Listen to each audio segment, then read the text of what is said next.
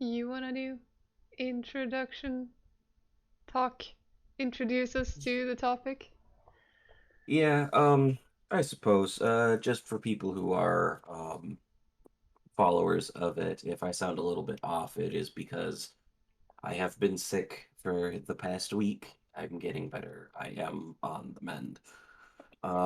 And part of the reason why I've been sick, or what I have been sick with, led me to just kind of think, even though it's nothing that is really anyone's fault, mine or my roommates at least. But what is personable? What is personal accountability to you? Um, Personal accountability for me. I mean, so ultimately, I think that the only thing you can really control is yourself or your reaction to things. So, Um, in a perfect world, I would like to take responsibility for basically almost everything in my life or my reaction to everything in my life. Um, I am responsible for myself and kind of nobody else. I mean, of course, I have responsibilities towards other people, but um, I don't know. Uh, at the same time, it's like you can't just do whatever you want and not take responsibility for it either, even though you're only responsible for yourself. Um,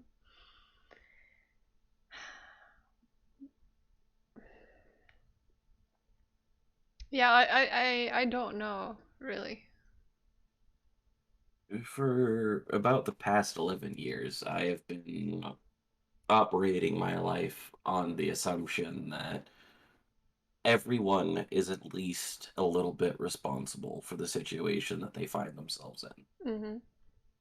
Whether like this also is not a way for me to go, oh well, you should have left, or you should have done this, or you should have done that. But it's recognizing kind of choice in agency in an individual type of Mm. thing. It's mostly what that's supposed to do. And so, like,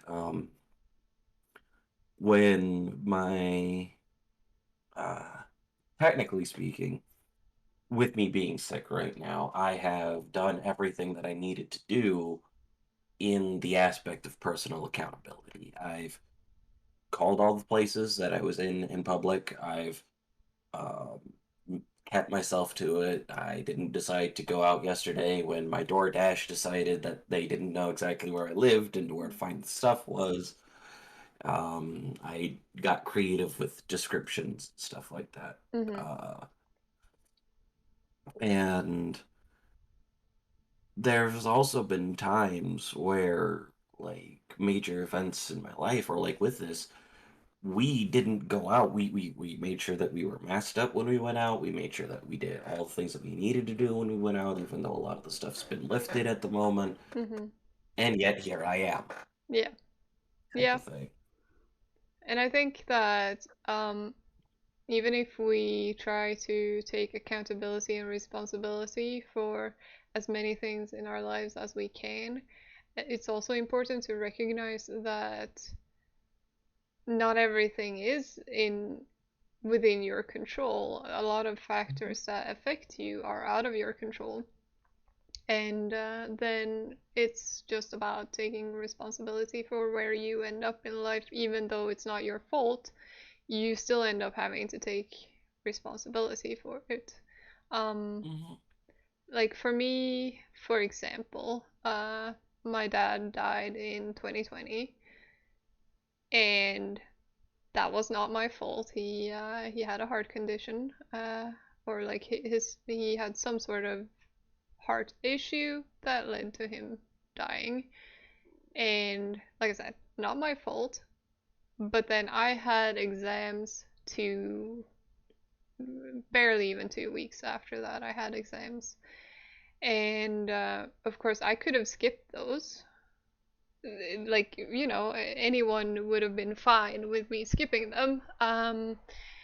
But at the same time, the only one who would have suffered from me skipping them would have been me. So then I had a choice.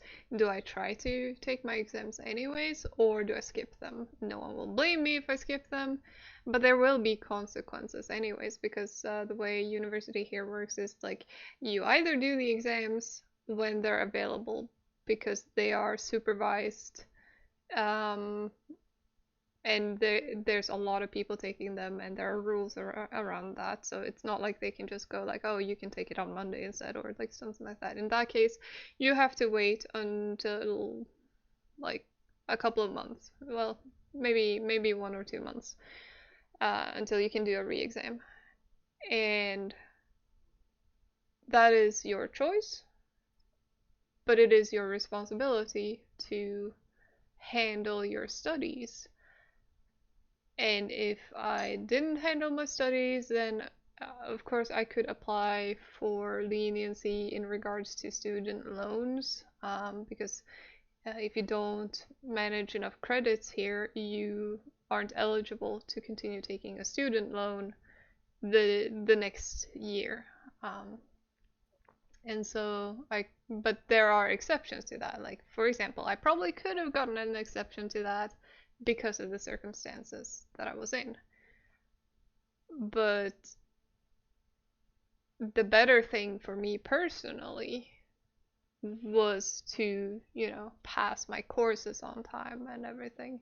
And so that's what I decided to do is I will try to do my exams anyways. I will go there and do what I can. And if I pass, I pass. If I don't, then, it is what it is. And I did end up passing. And I mean, if another person in that situation chooses to not do the same thing that I did, that's fine. I don't expect everyone to make the same choices. But I had to think about what will help me the most and what will put my life in the best position in spite of these circumstances. And for me, that meant just trying to do my best in my studies despite everything that was going on. And recognizing that maybe I fall short of my goal or maybe I can't handle it anyways, but I can try. And to me, I guess that was me taking responsibility for myself and my life. But looking at it in another way, like if my mental health had been in a really bad place because of all of this, then taking responsibility for myself could have meant not taking my exams, being recognizing that I cannot do this right now. I have to focus on my mental health and take care of that instead of my studies. So different choices can still be correct and responsible for different people in the same situation, I think. If that makes any type of sense. It does. And like the question's more about personal accountability, not what's the right thing to do. Because Hmm. who the fuck knows what the right thing to do is? I Yeah. don't. Yeah, and I think that the answer will be different for different people. I do also think though, but maybe this is a personal philosophy where if I care about someone, then I hold myself accountable for the things I do that affect them. Um, and I think I get quite upset when other people don't have that mentality, where it's like someone who claims to care about me um, doesn't seem to hold themselves accountable for the things that they do that affect me. And I think maybe that's unfair of me to expect that of someone, but I expect that of myself, and so I think I end up expecting it of others too. I think it depends on what about. Mm, Because like obviously there's gonna be nuance to a lot of things. of Like course, I'm not even always. gonna try to beat around the bush there, but like for example, caring about how something would affect someone else. Okay. Like in this hypothetical, just to make it easy for the people who are listening. If you and I are an item and I go out and I stay out late and I don't tell you about that and that hurts you, I take accountability for that. Mhm. If you have issues sleeping next to me because I have teeth grinding problems or the squeakiness of the oral guard that I'm wearing and bothers you, I can't take any more accountability on that one. I'm sorry, Mhm. Mhm. type of thing. Yeah, of course. And I think that sometimes what I'm looking for is not for the person to fix the issue, uh, because I recognize that there are situations where like you can't do anything more. It's not reasonable to expect more than what is already happening. However, this still has a negative impact on me, and I want that recognized. Not necessarily apologized for, but more so um, sort of an acknowledgement that, oh yeah, I understand that this is not pleasant for you to deal with, and I appreciate that you still do it, or something like that. Maybe I just crave recognition too much or something. I don't know. Hmm. It'd be something in regards to quote the very popular love language stuff that's going around, could be something related to words of affirmation. It's just Could be. I understand where you're coming from, and Yeah. I that also has value. I also have noticed that in regards to um, feeling happy about work, I need to feel like I need to feel either appreciated or that my work is helpful or appreciated by people in some way that I think has high value for me, even in a work situation. Because in my previous position, I was in a situation where I could not and was not allowed to do basically what my position entailed. For clarity, I was a laboratory engineer, which should entail or like have a background of like 3 years college education in chemistry, which I did not have at the time. And I never claimed to have that either when I ended up in that position.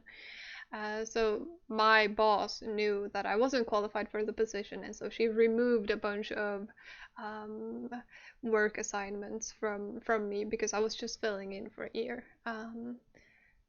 But during that time, I had to deal with not feeling like I was not able to perform to the standard that I should. Not me as a person, but the position should be able to do all these things. And even though I knew rationally that not only am I not, not only does my boss not expect me to do this, I am explicitly forbidden from touching these things because I don't have the qualifications. In spite of that, I still felt like I am not doing what I should be doing, and that was hell on me mentally. I spent most of my this is probably not something you're supposed to say in a public forum, but I spent most of my days during that time on Discord or watching streams on Twitch because I had nothing to do all day except pretend to be busy. Or not busy, but pretend like I was doing anything, but there wasn't anything for me to do. And I hated that. No, I get that, and like it's kind of where I was thinking that some of this would go would be like at what point is it no longer personal accountability? Mm, Because for them it was they were putting a body in a position yeah. type of thing. Um, Whereas when it came to what was it that I was thinking of, like personal accountability in relation to it, there's nothing that you could have done there. Yeah. I mean, if you wanted to, you could have tried to scrunch in 3 years of chemistry into a year. I really don't think that'd be healthy, though. And that's not really your responsibility, given the Mm, given the aspect there. Yeah. I mean, it would be a different thing as well if I had portrayed it in a different way, if I had said that I can do these things. But they Mhm. knew full well my qualifications, and they were the ones who, because the company fucked up, is basically what happened. I applied for a sort of permanent position as a laboratory assistant, and according to law or workers' rights laws that we sort of have here, wonder why, I should have been entitled to that position due to how certain rules work here. But they gave it to someone else, and I caught that, and I was like, this is not correct. And they gave me a choice: either you get this permanent position that you applied for, um, in which, and then they would also need to terminate the contract that they'd already made with someone who was essentially my colleague, and or a former colleague, and she'd like resigned from her old job because she got this one, and so it put me in a bit of a nasty position where I had to choose, like, do I terminate her contract that she already quit her job over, or do I take this temporary position filling in for someone who is on maternity leave for a year where I don't have the qualifications? But it looks good on a CV, so I mean, there's that. And so I made that choice. And that's my responsibility, and that's as far as I feel Mhm. my responsibility stretches. Like, I made the choice between those two. The company knew what they were getting with me, and they didn't provide me with the resources to improve myself either. So Yeah. I Oh, just hope I never end up in that kind of situation again, because it was not fun. I had really dark thoughts towards the end of that. I can imagine, for various reasons. Mm, But yeah, like parts about it, something that we kind of talked earlier about it in regards to stuff with like part of the relationship aspect of it. And because the other part of personal accountability or personal responsibility, depending on how far that you want to stretch it, mm, is if something's not working out, at what point is it we can still fix this and work on it? mm. And what point is it's better for us to just stop as individuals? Yeah, that one's a difficult one for me, I think. Um, It happens. yeah. And I think for me, what it comes down to is, at what point do I no longer feel love and affection towards this person? Because for me, I think as long as there is that love underlying, then I can work on it, and work on it. I mean, work on myself, because I can't work on my partner. That's up to them. Uh,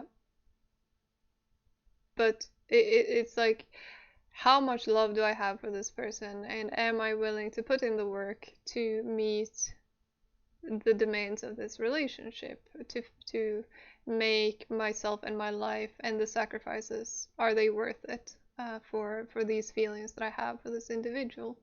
And I think that for me, if I am choosing to love a person, so to speak, then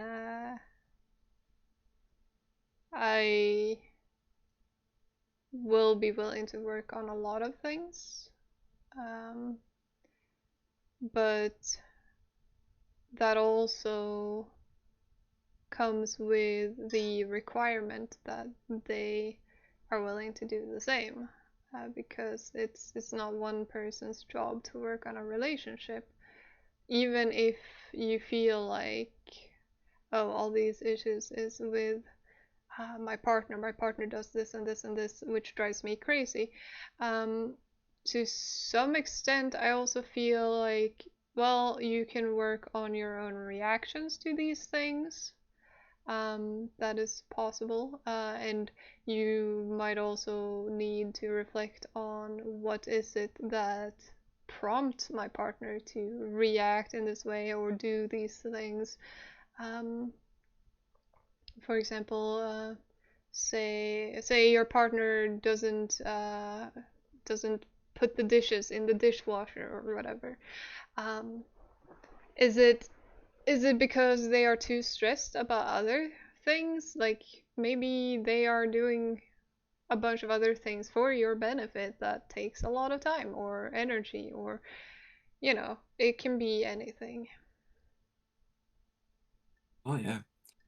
Um, the other aspect about it is, I think most of the people that listen to us at some point, or at this point, are people who are relatively well put together. But in the off chance that this blows up for various reasons, if relationships is something that you are having difficulty with, because no matter what I do, this always happens, whatever you may be in the relationship or gender spectrum.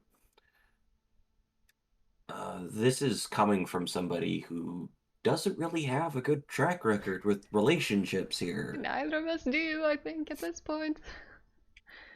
But if something like that is happening, um, one, I did get a list of things together that they may or may not have mentioned.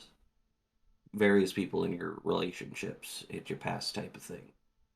Um, I don't know if it's different love languages or if it's different affection styles or whatever the hell people are calling them for labeling purposes to make it easy to explain.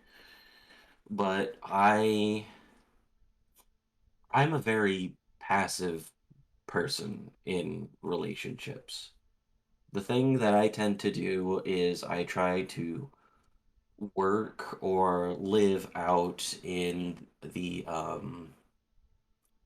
our shared spaces, and I try to make living as easy as possible.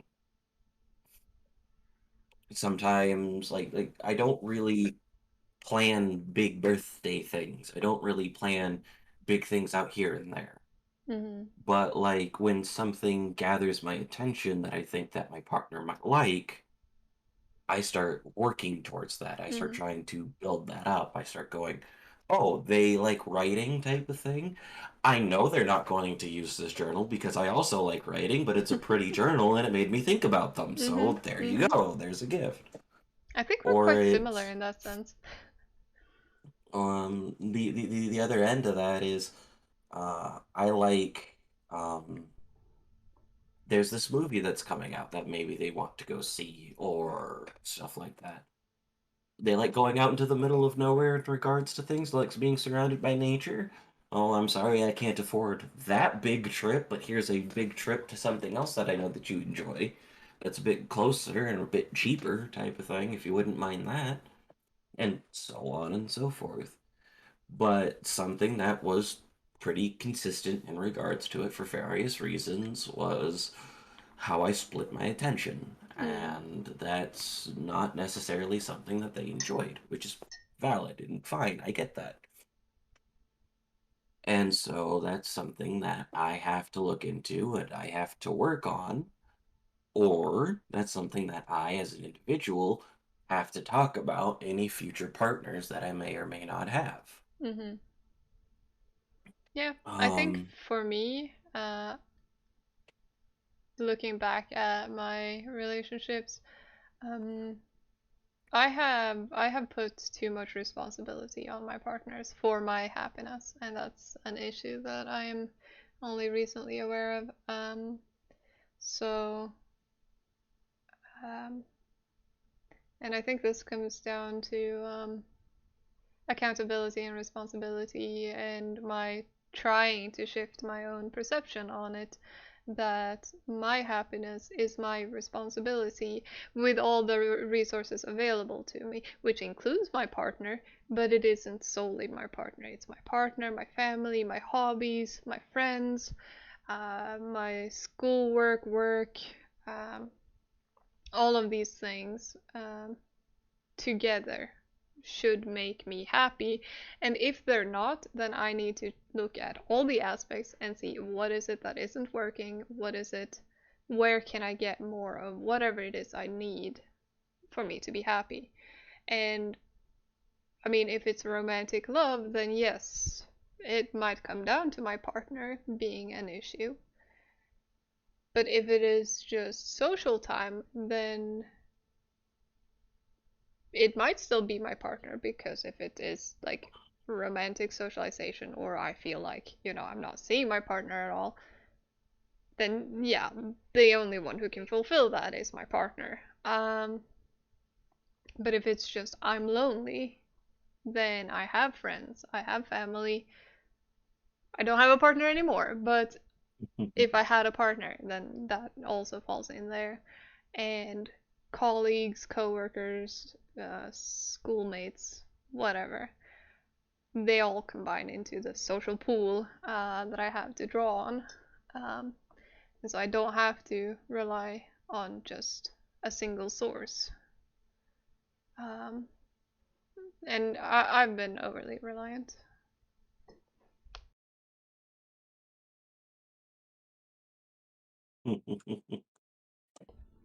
Yeah, I get that. Um, and like, as a bit of advice,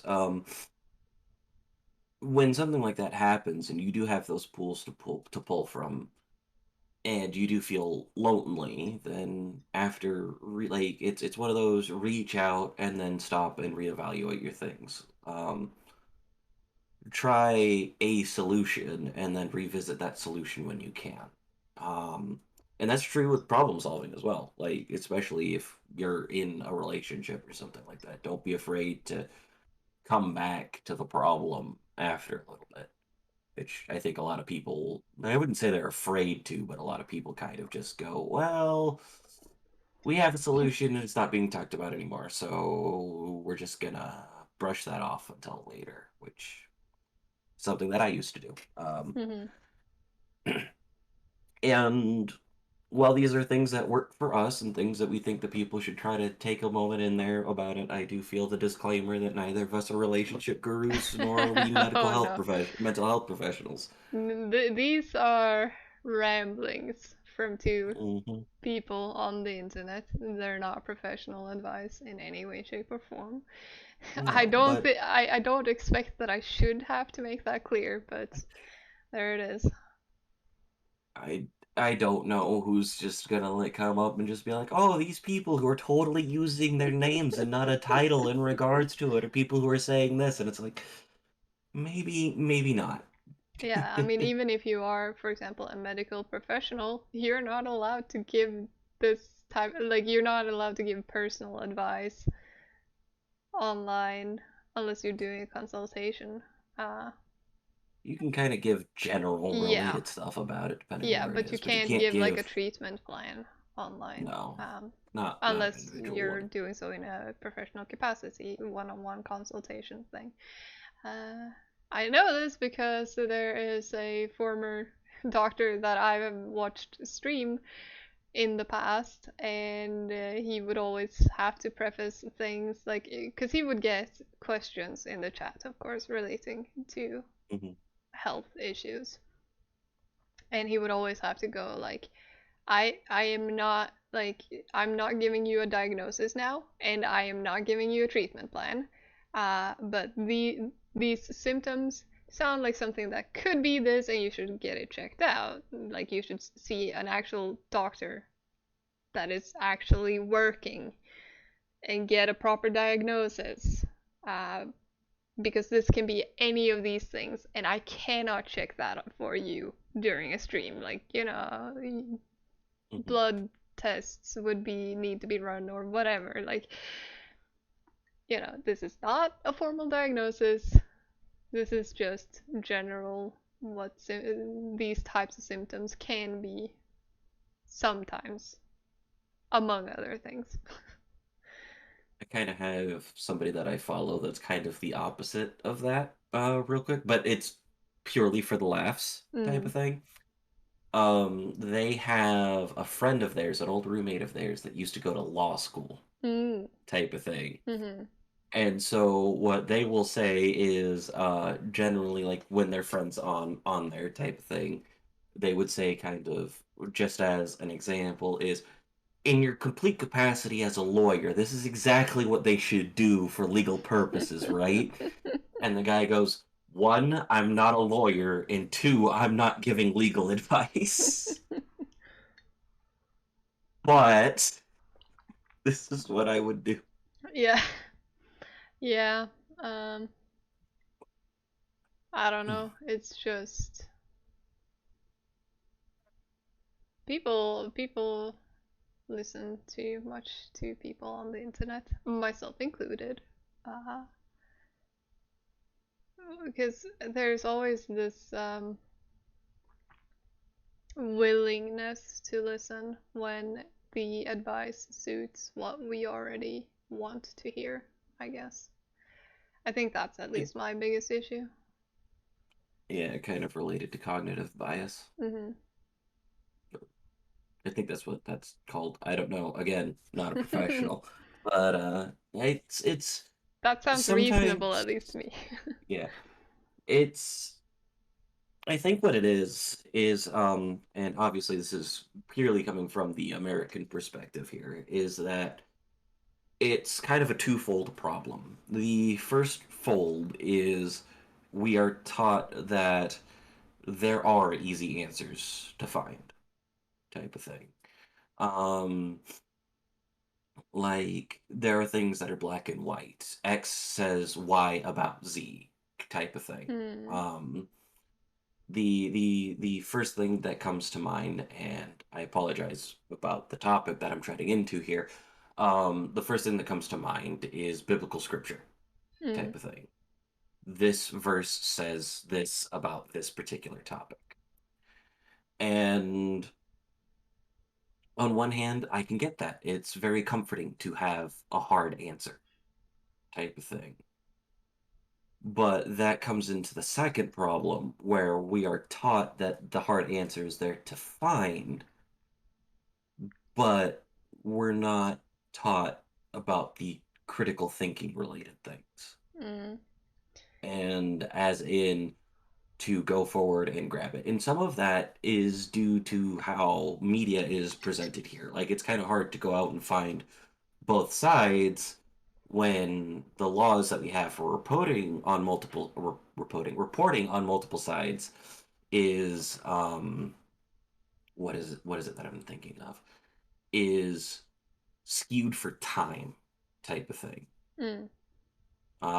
It was something that I believe Kennedy took advantage of when he was running for president was how much time had to be reported and then the content in regards to that time, Hmm.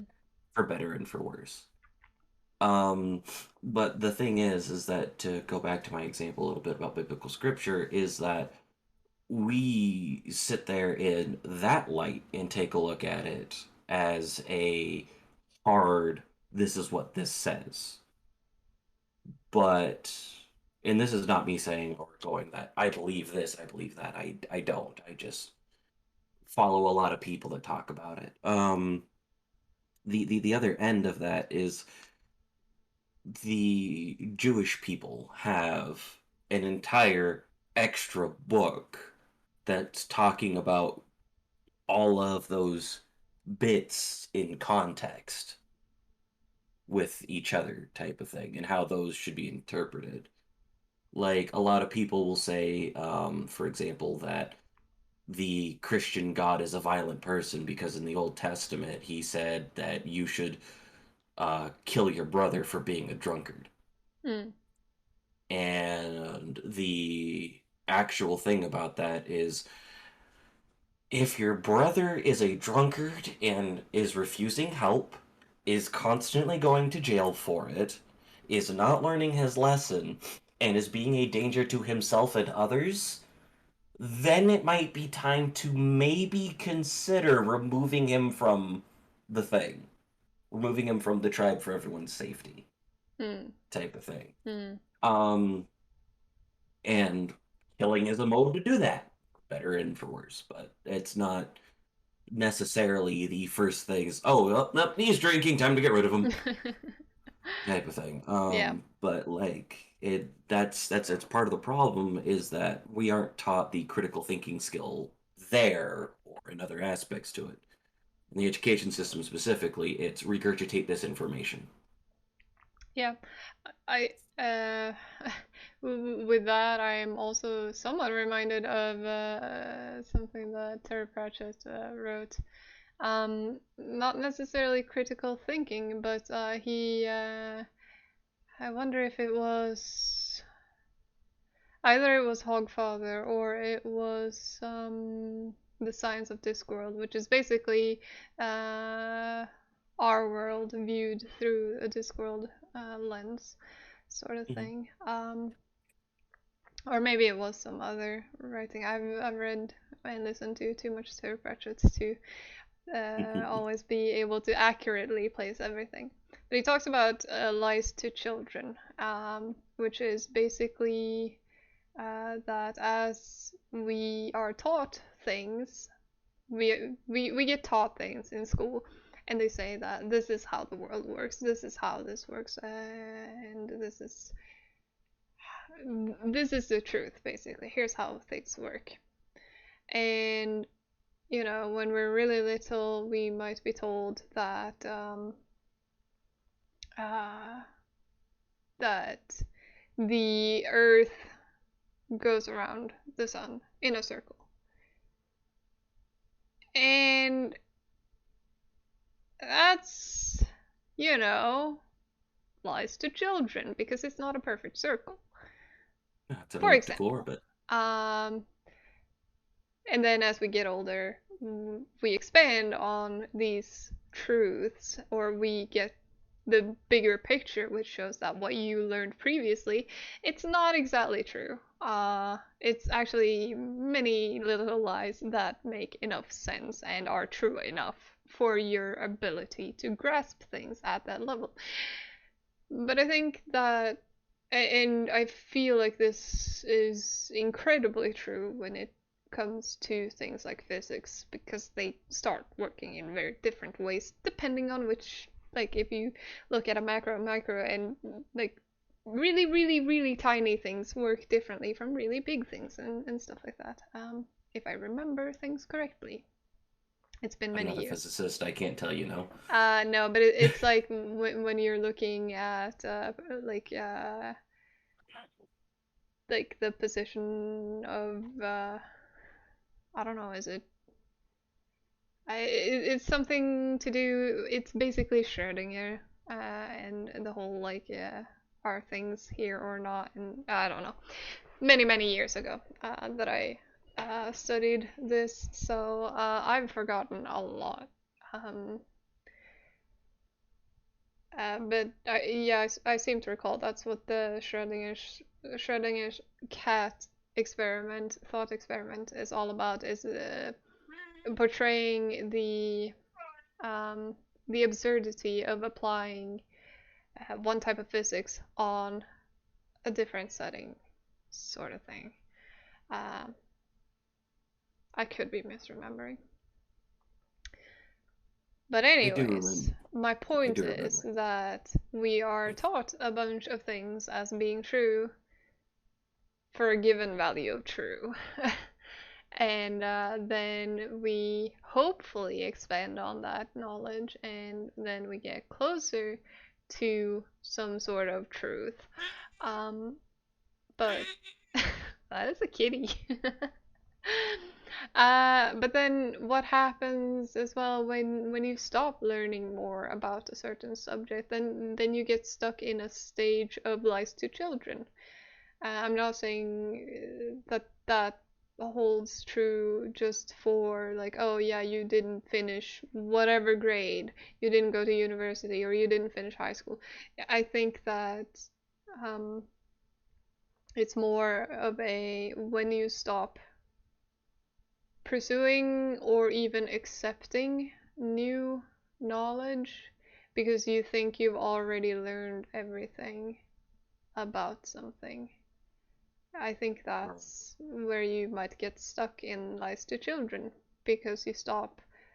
expanding on your own knowledge and you stop, you think you already know everything. And to me, I don't think I will ever know everything about anything. No, That is a like very I will talkative never kitty, though. know. I will never know why he decides to wait, come up and cuddle, and get comfortable until I'm in the middle of things Well, or because he I'm can having hear you conversations with talking. people. He can hear you talking, and he also wants to be there. Wants to know what you're doing, talking to yourself. Maybe you're going crazy. He's worried about you. Something like that.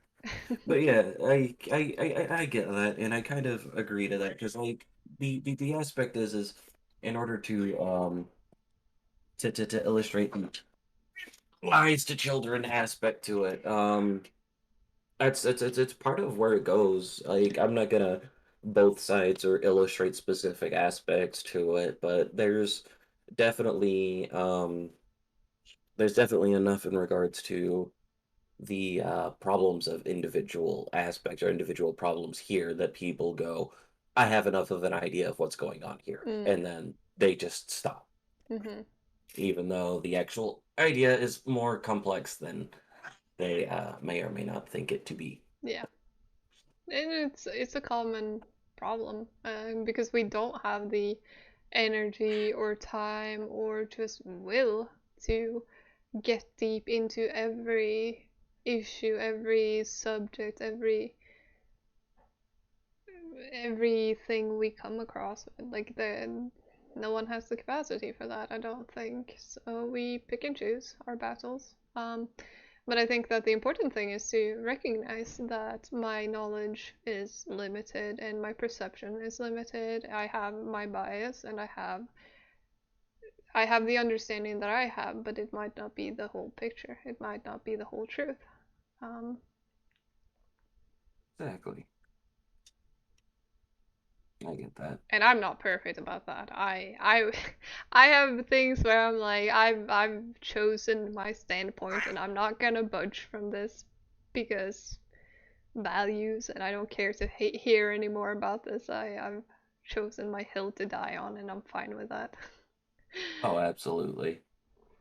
Because like at the same time, that's kind of where you have to do it too. Like it's actually a very beautiful illustration of speaking of hills to die on. It's just kind of like um oh, what the heck was it? It was generally so that's what you're going to do is that you're going to choose the planes of like mediation Mm. and stuff like that rather than the rolling hills of having opinions, stuff like that. Which I found quite evocative. Mhm. Can't quite remember it right now, but yeah, there's definitely something to be said about picking um, picking things that you feel strongly enough about. That's just like no, this is where I stand. Period. Yeah. Yeah. And again, just that recognizing your own limitations. Oh yeah. Um, and that's something where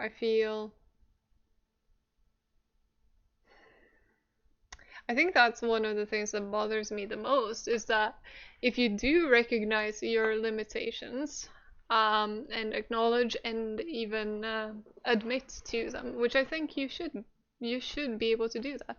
But if you do, then you're basically discrediting yourself, and people are less willing to listen to you. And especially if you're discussing something with someone and they don't put forward their own limitations, if they hide their own limitations, even, they might seem more credible than you and they win the argument simply because they refuse to acknowledge their own flaws. Yeah, that's one of the things that always amuses me because of the type of people that I follow is that they just go, the block button's great for mental health. And then the people that they're blocking, you're just like, oh, they blocked me, lol, I win. And it's like, no, they just separated themselves from the argument. They didn't want to hear what you had to say. Yeah. It's Uh, I not think that deep. I think for me it's like, hmm, well, I'll take it back to relationships again, Go for it. where it's like I can acknowledge and recognize flaws within myself. I can say this is a mistake I've made in the past, or a thought, a train of thought that I'm more prone to having or going down, and I will admit that. And then I've had partners use that against me and go, "You can't be trusted because you said this," and it's like, and therefore I am more trustworthy than you. Like I can do these things because I'm trustworthy. You can't do them because you're not trustworthy. Um, by your own admission, and it's like no, I am. I'm open about my flaws and my mistakes in the past, but I'd like to think that I've learned from them as well. Uh, and also, now I have a loud kitty here. It's the cat episode. Yeah. I think he heard the cat because he didn't say anything for a little while there until. Hey. Yeah. I completely derailed myself there. But basically, uh, if I'm arguing with someone and I have admitted my own weaknesses and flaws, they will often be used against me. Um, even though I can also see weaknesses and flaws within the other person. Like everyone has a bias, for example, and I might admit my bias. I might say, you know, like these are my experiences, and therefore I am likely to think this way, or I am likely to react this way. And then someone else will say, well, I don't have that past, and I don't have these biases. I am completely neutral, unlike you. It's like, no, no one is completely neutral ever. Everyone always has their own perspective. Um, If anyone is going, and this is me just throwing that out there, just as a general thing. If anyone ever throws your vulnerabilities or aspects about yourself that you're being honest with, just throw the baby out with the bathwater. I mean, if you want to try to make it work, that's fine. Good for you. Go for it. Try to make it work. But this person is literally tearing part of you down because you are being vulnerable, mhm, you are being open, mhm. and they are using that as a weapon against you. Yeah, it's a bad sign. It is absolutely horrible. And all for But what? To win. Hey, you're not allowed to eat my necklace. To win an argument, basically, or to prove that they are right or better than you, for that matter. Which that's not a partnership. or even worse, to protect their own vulnerabilities or their own insecurities Yeah. about themselves. Like, Better. Hey, I need to protect my vulnerable necklace from my cat. Like I always wear these necklaces, so they're not new to him. wants to play. Yeah. But it's like something that comes to mind is my brain. Um, I one of my exes was very protective of our relationship, um, to a point where um, it was just a joke, but somebody would show interest because we had a poly relationship at that Mhm. time, where someone would show interest and she had to come in and make sure that it was known that she was the primary Mm. type of Mm. thing. Yeah. And while I understand that, and while I understand certain aspects in regards to wanting to be valued, wanting to be secure in a relationship and similar,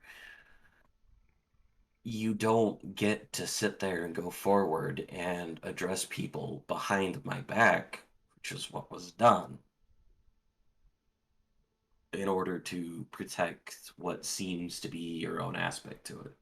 If that's the way that you feel about something, and you feel that I'm giving a bad balance of Sure. time, then that's something to talk with me about. That's not something to address someone else about. That's a you and me Mm-hmm. problem. That's not a you and them problem. Yeah. And I mean, you It's wouldn't do everything. that with someone's friends, right? Like if if I'm dating someone and I feel like they're spending too much time with their friends, I'm not gonna go around to every one of their friends and be like, hey, you do realize this person is in a relationship with me and he should be spending time with me, right? I'm gonna take that with my partner and be like, hey, I feel like I'm not getting enough time with you.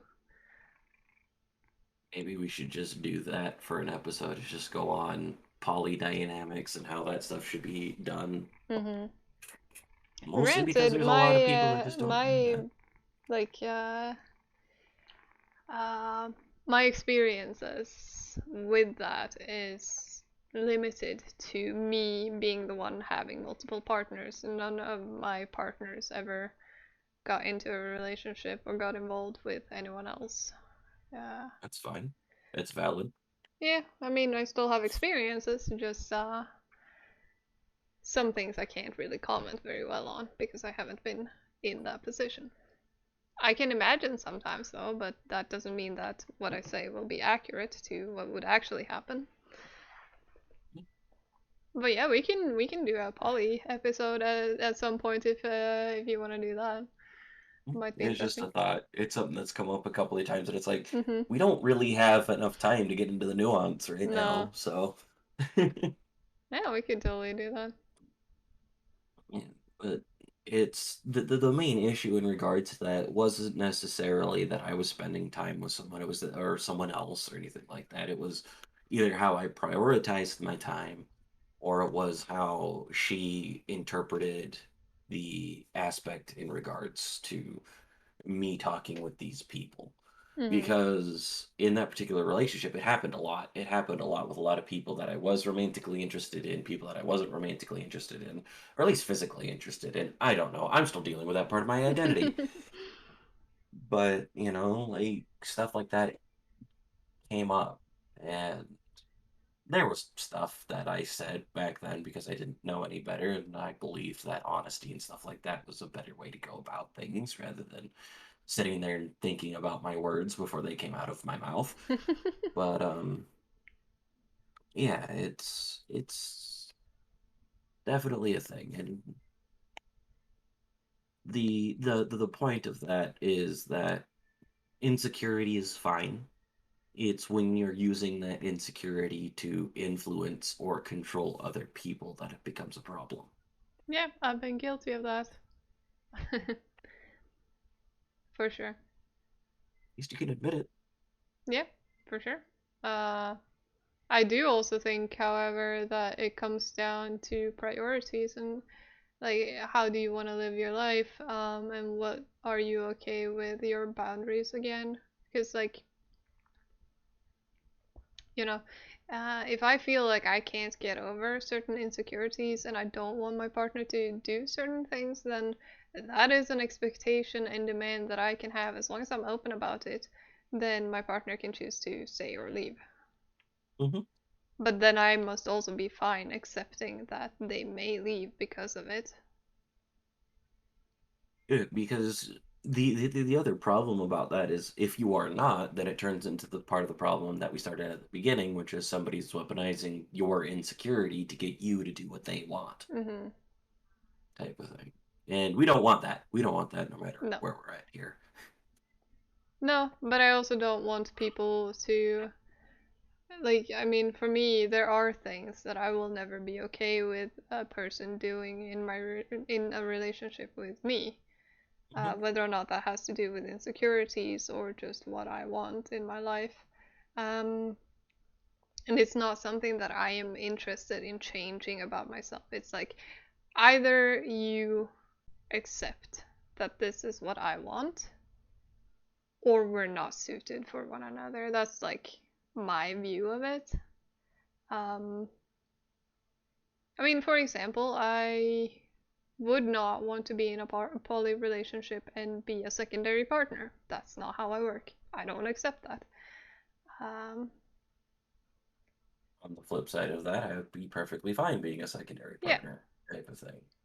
Um, or for that matter, I'm not even sure I would want to be in a poly relationship anymore. I What's haven't that? ruled it out, but it's not where my mind goes to anymore.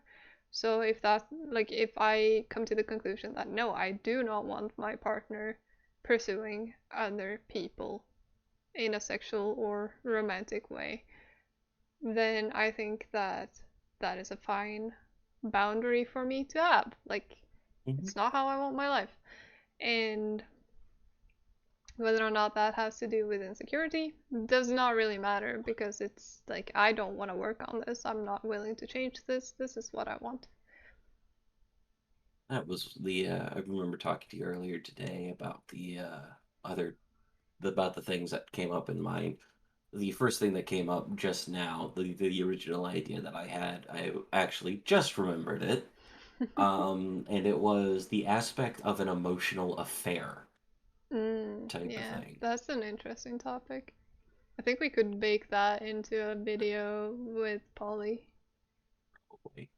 So that will perhaps be the next episode. Perhaps, unless something else happens that makes it more interesting. Yeah, there's always stuff to talk about. Mhm.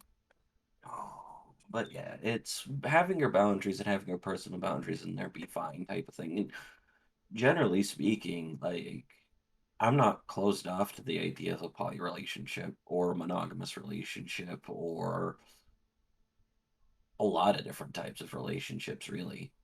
Mm, It's just that whatever happens, happens yeah. type of thing. Yeah, and I think it also, to some extent, depends on, for me at least, who I'm with, my partner. Where it's like, yeah, I might think that this type of arrangement is okay with this person, uh, but I wouldn't necessarily agree to it with a different person, and that might come down to differences in how they handle it, or differences in how they treat me in general, or differences in how they make me feel about myself, or about the relationship, or about them, or it can be any number of things.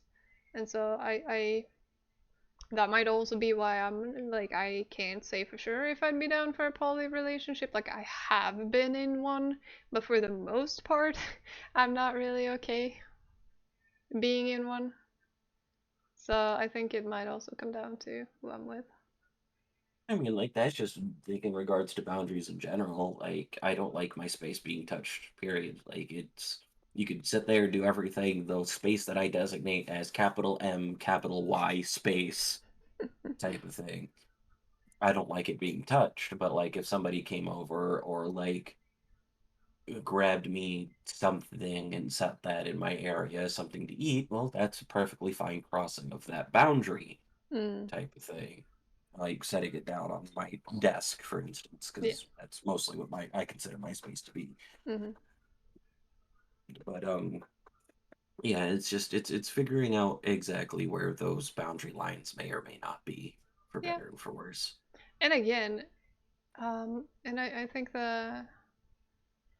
I mean, also where it lies with different people in different situations in different groups. Because again, there are people who are allowed to say or do certain things around me, which I will not accept from certain other people. And it just, I don't know, maybe that's bad of me, but I do not treat everyone equal because I don't feel equally about everyone. There are people who bother the fuck out of me, like for no other reason than our personalities do not mesh. And I can, like, I might avoid them, I can tolerate them if I have to, but I might avoid them. But if I have to be around them, I might not tolerate the same things from them as I do from my close friends. My close friends have a lot more leeway in what they can call me or what they can do around me. Whereas someone that I feel annoyed with just due to clashing personalities, they're not allowed to do the same things. Something that I actually recently learned about it is that it's always good to have extra and very high boundaries when you're meeting new people. Mm, Because if they clear that bar, it's a lot easier and a lot healthier. It's less of an issue to loosen boundaries than it is to erect new boundaries, mm-hmm. type of thing. Because, like, there are, technically speaking, there are things that I won't raise a ruckus about in public. But on the other end about it, it's if I'm hanging out with you, don't say that. Don't do that. Mm, That's fine if you believe that. It's fine if you do it elsewhere. I'm not interested in hearing about it. yeah. And I make stuff like that completely clear, Mm-hmm. type of thing. But it's definitely a lot easier to go down, type of thing Yeah. about it, than it is to try to build stuff up out of nowhere. Mm-hmm. If you don't have a good support system in regards to your friends or significant other or family or whoever, Yeah. type of thing. Yeah. And then, uh, yeah. It doesn't even have to be like it doesn't have to be that it clashes. Some people are just really afraid of confrontations or deeper discussions.